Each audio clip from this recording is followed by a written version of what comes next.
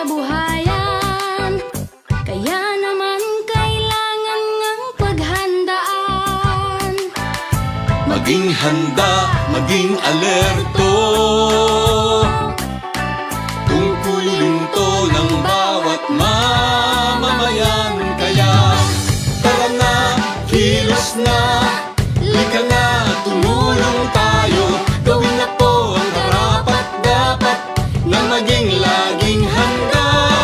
Tara na, kilos na, lika na, tumulong tayo. Gawin na po ang karapat-dapat na maging laging handa.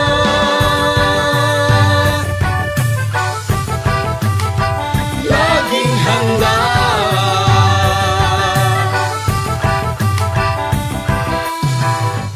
Kalamidad ay maaasahang darating Sa di inaasahang oras, kaya naman hindi na dapat hintayin. Unahan na habang di pa natataranta. maging handa, maging alerto,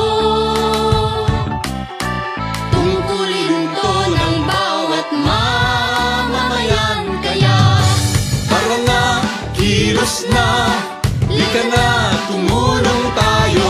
Gawin na po ang karapat-dapat na maging laging handa. Tara na, kilos na, lika na, tumulong tayo.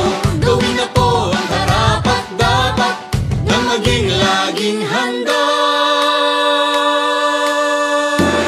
Suriin mo mabuti ang iyong kapaligiran. Saan ka ba nakatira? Diyan ba ay bumabaha? Tuwing gamot pagkain, kumot pang sindi, first aid kit, mga gamit panligtas ng buhay dapat mabitbit. At sakaling lumindol o sumabog ang bulkan, meron bang madadaanan palayo sa kasawian? Panahon ay malupit at ang hangin hagupit.